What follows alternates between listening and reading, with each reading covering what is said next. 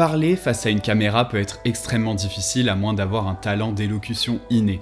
Le simple fait d'appuyer sur le bouton rouge et de se lancer peut être impossible si on sait d'avance que tourner une vidéo va prendre des heures et qu'au final le rendu ne sera pas à la hauteur de nos attentes. Entre les les trous de plus d'une minute ou les crises de colère parce qu'on a oublié la troisième chose à dire dans notre liste. Si c'est votre cas, comme ça a été le mien, ce que l'on s'apprête à voir va vous permettre de transformer ces soirées cauchemardesques sans résultat en un moment de plaisir avec des vidéos dont on serait fier à la... L'objet dont vous avez besoin est un téléprompteur. Et avant de vous ruer sur Amazon et de prendre le premier qui vient en pensant que ça y est, vous êtes Jean-Pierre Pernaut, regardez la suite parce qu'on va détailler le processus amont et surtout comment s'en servir. Let's go!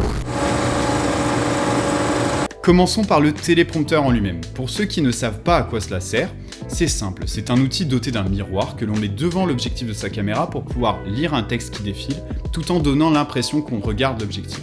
Le modèle que vous achetez a peu d'importance. Regardez les notes, mais pas besoin de se ruiner. J'en ai pris un de la marque Best View sur Amazon pour quelques dizaines d'euros, et franchement, il n'y a pas besoin de plus. Personnellement, ça m'a permis d'être bien plus efficace lorsque je tourne, et même de prendre du plaisir à tourner plusieurs vidéos en même temps. C'est ce que je suis en train de faire d'ailleurs, et je gagne du temps, je m'amuse, et en plus je fais des vidéos dont je suis fier aujourd'hui. C'est devenu indispensable et vous auriez tort de ne pas essayer.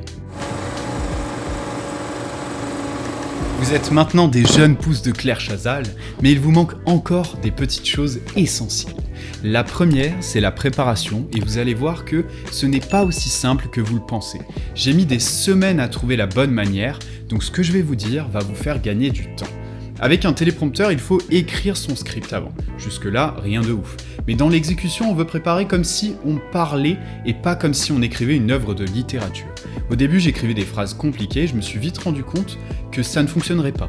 Il faut que ce soit fluide et surtout comme vous avez l'habitude de parler. Une fois que c'est écrit, lisez-le à voix haute parce que lorsqu'on répète à l'intérieur de sa tête, il n'y a pas de problème de prononciation et c'est uniquement lorsqu'on lit à voix haute qu'on se rend compte de la difficulté à prononcer certains passages. Ça devrait vous permettre de remplacer les derniers mots qui posent problème pour qu'une fois la caméra lancée, ce soit fluide et sans à-coups.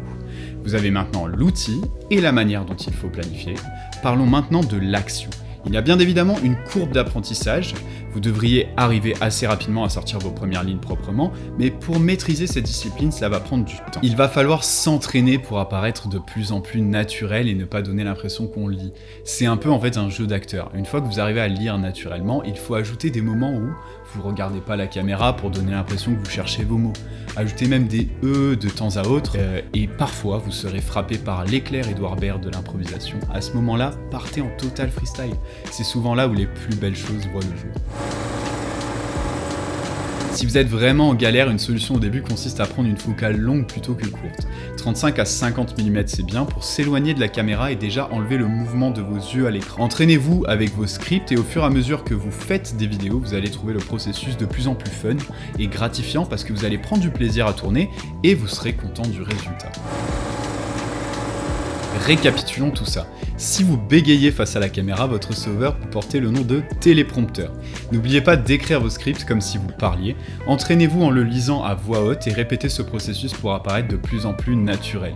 Maintenant que vous savez tout ça, il vous manque les conseils de cette vidéo pour être plus efficace et vous libérer du temps pour tourner. C'est la vidéo qui est juste là. Voilà, celle-ci. Allez, clique maintenant. Allez, bisous, à de suite. Prends soin de toi la mif, oublie pas le pouce. Et pour le reste, fais ce que t'as envie. Et clique sur la vidéo. Allez, à de suite.